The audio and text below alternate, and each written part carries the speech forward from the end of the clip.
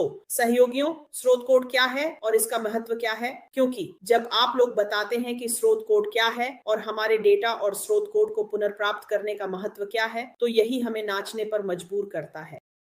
तो हाँ, स्रोत कोड अगर हम इसे देखें तो यह सभी कोड है जो लिखा गया है। आप जानते हैं, अगर आप ओईएस में हमारे पास मौजूद सभी उत्पादों को देखें, ओईएस के साथ सभी संस्थापकों के साथ जो कुछ भी पीछे लिखा गया है हम नहीं देखते हैं, वह स्रोत कोड है, क्योंकि उस कोड के बिना कोई फ्रंट एंड नहीं है।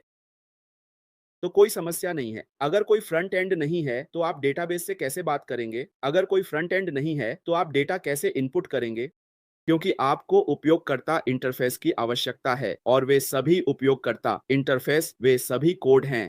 ये सब आपके लिए इस तरह की एक सुंदर स्क्रीन देखने के लिए कोडित किया गया है। जैसे हम यहाँ सामने बैठे हैं, जो पीछे चल रहा है वह कोड है। अगर हम पीछे का कोड ले लें तो हम सब बस बिखर जाएँगे, कोई स्क्रीन नहीं होगी।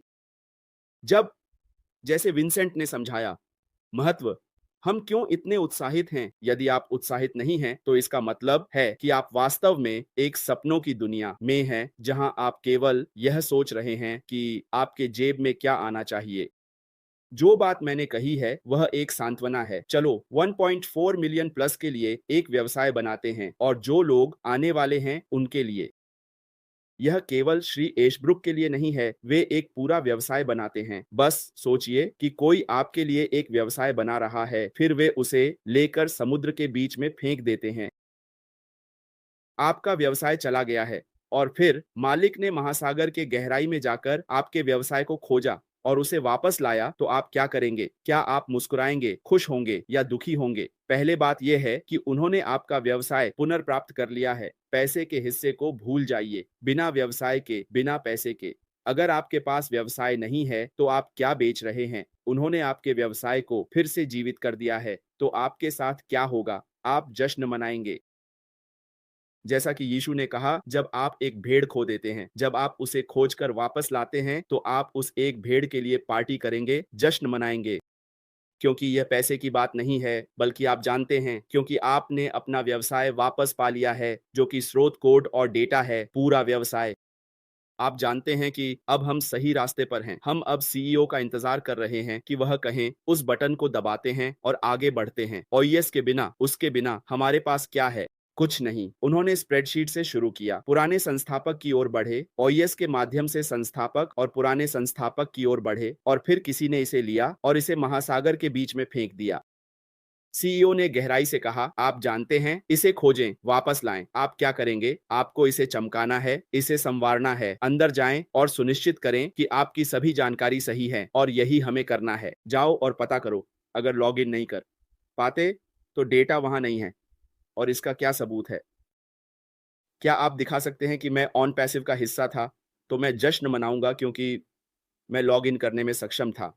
मैं यह सुनिश्चित करने के लिए नेविगेट करने में सक्षम था कि मेरी सभी जानकारी सुरक्षित है। यही जश्न है। फिर मैं जानता हूं कि अगर व्यवसाय शुरू होता है तो मेरे लिए सब कुछ वहां है। तो अगर लोग इसे इस तरह नहीं देखते हैं या संस्थापक इसे इस तरह नहीं देखते हैं, तो इसका मतलब है कि आप बस यह कह रहे हैं कि आप एक और व्यवसाय के बारे में सोच रहे हैं, जहां आप कहते हैं अपना पैसा कहीं लगाओ और फिर अपने बैंक खाते में पैसे आने का इंतजार करो। ऑन पैसिव में ऐसा नहीं होता। ऑन पैसिव एक संपूर्ण व्यवसाय है। आपको इसमें शामिल होना चाहिए। आप कोड नहीं बना रहे हैं। आपका काम बस इसे देखना, मुस्कुराना और उस यात्रा को समझना है जहां से आप आ रहे हैं। आपके पास एक दुकान है। आप एक कप कॉफी के लिए आए। उन्होंने आपको एक पूरा सुपरमार्केट दे दिया। क्या आप खुश नहीं होंगे? तो मैं यही कहूँगा कि इसे करने के लिए आगे बढ़ो, ठीक है? हाँ, बिल्कुल। तो क्या होगा? क्योंकि मुझे पता है कि स्रोत कोड को एक साथ लाने में लगभग 6 साल लगे थे, डेटा और ओईएस और अन्य चीज़ों को प्राप्त करने के लिए। अगर हम इन चीज़ों को पुनर्प्राप्त नहीं करते, तो क्या हम 6 साल पीछे चले जाते? या फिर क्या होता? इसका मतलब है कि हमें शुरुआत से शुरू करना होगा। हमें पीछे जाना होगा और इसे शुरू करना होगा। स्रोत कोड गायब हो गया। हम इसे पुनर्प्राप्त नहीं कर सकते। कोड गायब हो गया। इसका मतलब है कि हमें उस स्प्रेडशीट से वापस शुरू करना होगा, क्योंकि इसका मतलब है कि सभी डेटा चला गया है, सभी स्रोत कोड चला गया है। हमें स्प्रेडशीट से वापस जाना होगा। और नहीं पता कि कौन है, हमें भुगतान करना होगा। चूंकि श्री एशब्रुक यह निर्धारित नहीं कर सकते कि कौन गैर निष्क्रिय था और कौन गैर निष्क्रिय नहीं था, तो आप अपने डेटा को कैसे प्राप्त करते हैं? कोई भी बस आ सकता है और कह सकता है मैं इसका हिस्सा था। तो इसका मतलब है कि आपको जाना होगा। आइए इस तथ्य का सामना करें कि हमें सभी को वापस जाकर शुरुआत से पंजीकरण करना होगा और फिर इंजीनियरों को सब कुछ फिर से बनाने के लिए केवल मौद्रिक भाग ही नहीं बल्कि यह बहुत सारा पैसा और संसाधन खर्च करता है, क्योंकि आप उन्हें मासिक वेतन दे रहे हैं। उनके वेतन में से कुछ 50 से 100 तक पहुंच जाते हैं। उनमें से कुछ, चलिए इसे सच मान लेते हैं, उनमें से कुछ इंजीनियर, निदेशक, उनमें से कुछ लगभग 250,000 सालाना कमा रहे हैं। यही सच है। फिर आप सबसे सस्ते डेवलपर के बारे में बात करते हैं। आप उन्हें कितना भुगतान करेंगे? कुछ को 80,000, कुछ को 60,000। सबसे कम आप 22,000 या 26,000 का भुगतान कर सकते हैं। यह केवल जूनियर शुरुआती के लिए है जो पहले कभी कोडिंग नहीं सीखे हैं। यही वह पैसा है जो आप भुगतान करते हैं। तो कल्पना कीजिए कि आपके पास 200 लोग हैं जो 6 वर्षों के भीतर कुछ से एप्लीकेशन बनाने के लिए बैठे हैं। आराम करो, यही वास्तविकता है। इसका मतलब है कि हमें 6 साल का काम वापस जाकर फिर से शुरू करना होगा, सब कुछ फिर से बनाना होगा जहां हम हैं। लेकिन भगवान का शुक्र है कि आशर इसे पुनः प्राप्त करने में सक्षम था। हमें इसे सच में मनाना चाहिए क्योंकि यह आसान नहीं है। बहुत से लोग कई अन्य सवाल पूछ रहे हैं। ओएस, अब क्या? हम यहाँ से क्या करें और रुकें? तो चलिए अब हम उस क्षण पर चर्चा करते हैं जब हमें ओईएस मिला और अब तक के इस छोटे से क्षण पर। आप इसे कैसे व्याख्या करेंगे? क्योंकि हम जो करते हैं वह यह है कि हम अनुमान लगाते हैं कि शायद वह ए, बी या सी कर रहा है। आप क्या कहेंगे? बस कुछ प्रकार का प्रोत्साहन, और मुझे नहीं पता कि इसे कैसे कहूं, लेकिन कुछ कहें। ठीक है, जब तक मैं खुद को मुसीबत में नहीं डालता। यह है जो मैं 100% मानता हूं। हम सभी अगले अध्याय के लिए तैयारी कर रहे हैं। तो अगर आप लॉग इन नहीं कर पा रहे हैं तो आप कर पाएंगे। अगर आप अपना प्रोफाइल नहीं बदल पा रहे हैं तो आप कर पाएंगे। जो कुछ भी आगे बढ़ने के लिए आवश्यक है वह किया जाना चाहिए।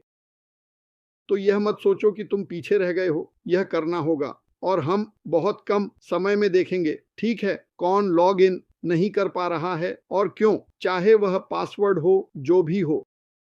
अब उसके पास टीम है, इसलिए उसने कहा, आशर के शब्द थे, जब आप लॉग इन कर सकते हैं लॉग इन करें और धन्यवाद कहें।